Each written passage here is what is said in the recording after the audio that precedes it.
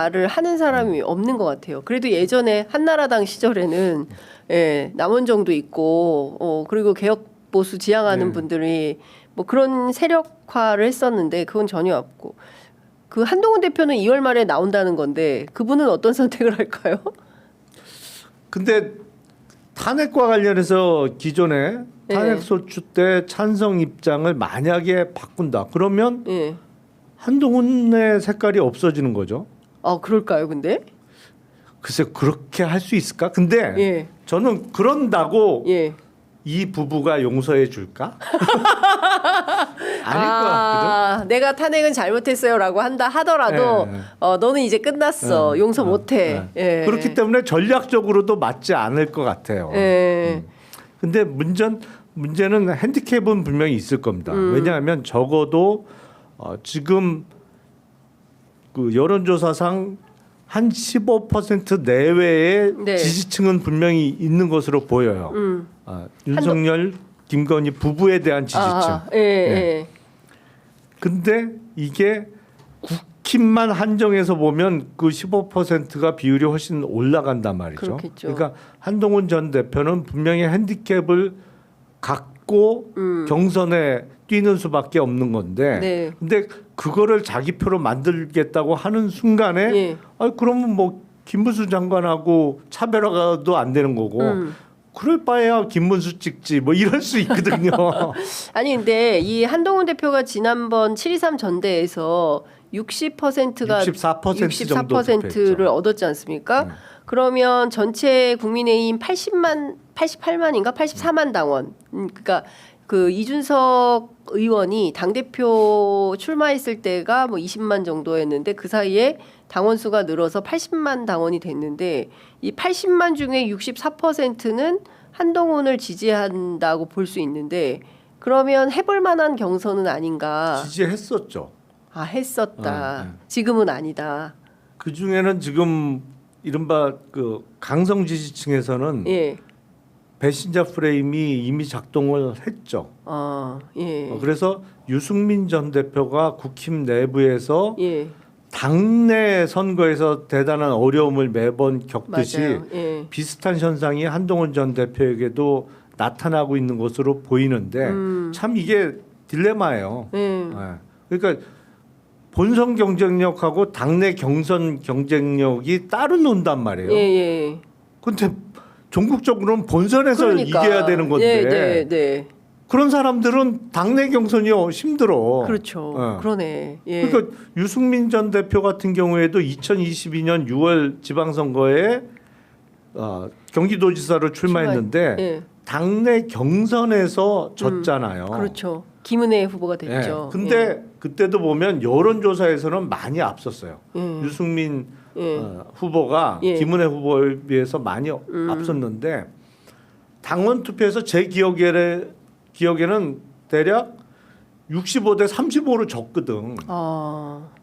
이게 딜레마인 거예요.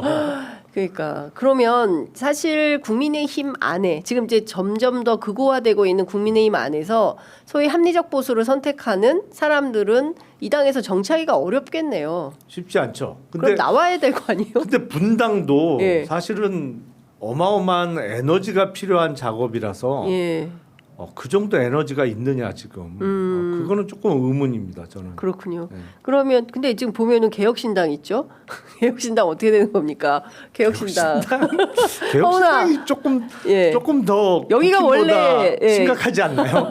지금 개혁신당, 국민의힘 지금 다 보면 이 보수가 전반적으로 분열 또는 막 혼란스러운 생각이 좀 들어요. 그 개혁 보수 하겠다고 해서 개혁신당 만든 거잖아요. 그렇죠. 합리적 보수 해보겠다. 근데 어려움을 겪고 있죠 많이.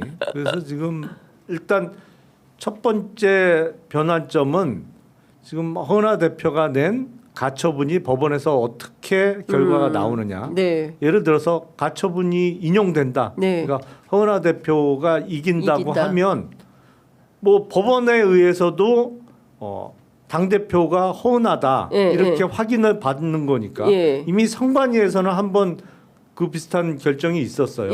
그래서 당원 소환 투표가 선관위에서 실시가 안 된 거거든요. 원래는 선관위에 위탁을 하려고 했는데 네. 선관위에서 당대표의 위탁이 없는데 이래서 안 된 거예요. 그래서 그 사설 여론조사 업체에서 실시를 한 거라고요. 예. 근데 법원에서도 개혁신당 당대표 여전히 허은한데 맞는데? 예. 이렇게 결정이 되면 이준석 의원은 어떻게 되는 거예요? 세력 다툼을 그렇게 세게 했던. 세력은 이미 센 게 확인됐죠. 예. 이미 당원 투표 결과는 뭐 압도적으로 예. 이준석 의원이 의도했던 대로 나왔으니까. 예. 근데 법률적 대표는 여전히 허은하다. 그러면 당 대표가 꾸리는 공관위에서 대선 후보 경선도 관리를 하겠죠. 네. 그 틀에 들어와야겠죠. 그 트랙으로. 그러니까요. 그러면은 근데 어쨌든 이번 대선은 이준석 의원까지 포함해서 범보수 연합으로 가겠습니까? 아니면은 따로 이렇게 갈까요? 어떻게 전망하세요? 국민의힘과 개혁신당. 결국에는 연합할 가능성이 높지 않을까요? 근데 그게 예. 사실은 이준석 의원의 입장과 허은하 대표의 입장이 갈릴 거예요. 그렇죠. 네. 예. 그래서 그러면 당 대표는 안 돼 하는데 예. 이른바 연합 내지는 후보 예. 단일화를 할 수 있느냐? 예. 그거 쉽지 않죠. 근데 김문수 장관이 후보가 돼도 이준석 의원이 연합할까요? 극우인데? 끝까지 완주할 수 있을까요? 야, 아니 민주당이랑 연합하는 게 맞는 거 아니에요? 합리적으로 할 거면 전선을 그렇게 짜야 되는 거 아니에요? 그러니까 이게 지금 대선에 출마하는 사람과 예. 당 대표를 비롯해서 당 구성원 중에 상당수하고는 생각이 다를 수 있는 거죠. 그러니까 지금 국힘하고 어떻게 연합을 해? 안 돼. 그렇죠. 지금 예. 난리인데 지금 예.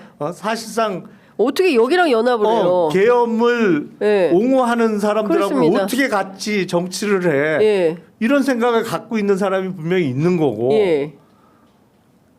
본인의 또 정치적인 목적이나 이해관계는 또 그거와는 다를 수도 있는 거기 때문에 작은 당에서 이렇게 다를 수 있나? 아니, 이런 생각도 몇 명 들어요. 되지도 않는데 이렇게 통합이 안 되는데 또 크게 범보수 연합을 하겠다고 하니까 참 이거 어떻게 되는 건가 싶습니다.